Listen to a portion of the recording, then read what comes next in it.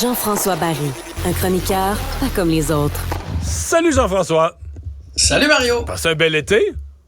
Ouais, très bel été. Et toi, la seule fois que je t'ai vu, c'était sur un trou de golf. T'avais pas l'air si de bonne humeur que ça. Non, ça va pas bien. Mon golf est dans un état pitoyable. C'est même plus nommable. Est-ce que la pêche a bien été? La pêche va mieux. La pêche va mieux que le golf. D'ailleurs, je m'y adonne plus. Mais j'ai vu qu'à la radio, tu avais connu des succès. Donc, bravo. Ben, je pense que ça a bien été, là. J'ai essayé de te tenir le fort. Pas que tu perdes tout ton auditoire pendant l'été. Mais pour vrai, on a fait des bons shows. On a fait des moins bons coups aussi. C'est ça la radio. Mais de façon générale, on était assez constants. J'ai écouté ça à certaines occasions avec bonheur. Hey, parlons de sport. Commençons avec le tennis. Oui. Où nos joueurs et joueuses du Canada, ça va plus si bien qu'à une certaine époque. Là. Il y a un petit peu d'eau dans le gaz. Mais là, on a de l'espoir en double.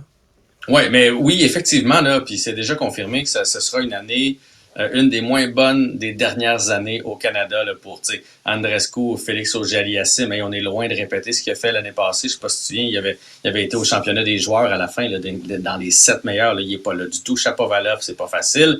Et Leila Fernandez aussi. Mais là, Leila est en quart de finale présentement au US Open en double. Vous allez me dire, c'est pas en simple.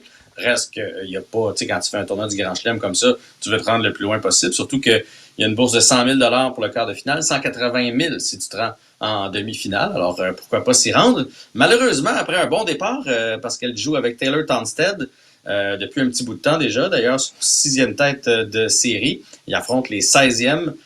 Et ils ont gagné 6-2 le premier set, mais perdu le deuxième 6-3. Et là, présentement, c'est 2-1 pour leurs adversaires dans le 3e et ultime set. Donc, on va espérer là, qu'elles retrouvent leur marque parce que visiblement, dans les derniers points, ça va un petit peu moins bien. Il y a quand même une Canadienne de l'autre côté, là, une Ontarienne qui s'appelle Dabrowski. Bon, on s'entend qu'on va prendre pour Fernandez dans tout ça. Et juste vous dire que cet après-midi, là, pour ceux qui suivent le tennis, il y avait un match entre Djokovic et Taylor Fritz. Taylor Fritz, c'est un Américain, donc c'était le favori local, bien évidemment. Sauf qu'il n'a pas fait le poids contre le Joker. 6-1, 6-4, 6-4.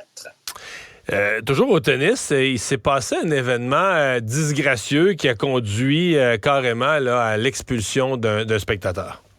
Oui, ça a été dans le match d'hier avec Zverev. Zverev est un Allemand et je ne sais pas pourquoi on s'en est pris à lui là, dans le match où il affrontait Sinner, qui est lui un Italien. Donc, il n'y avait pas vraiment de lien, mais on a décidé de faire référence aux nazis, de faire référence à Hitler.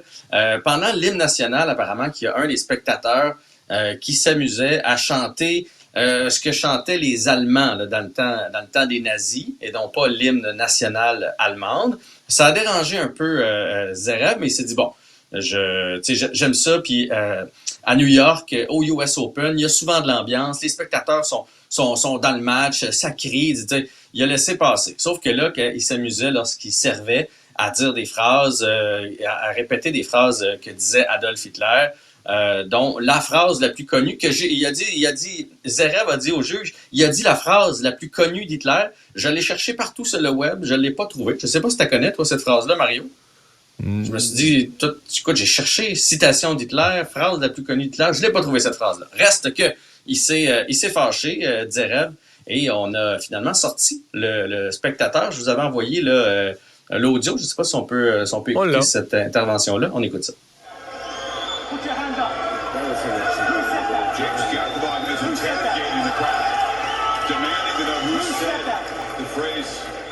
Bon, put your hands up, donc on le sort manu militari, comme on dit. C'est la sécurité qui l'expulse, là. C'est l'arbitre là, qu'on entend. L'arbitre n'a pas niaisé avec ça. Là. Il a pris les choses en main, il a vu... C'est l'arbitre qui donnait les ordres directement aux gens de sécurité.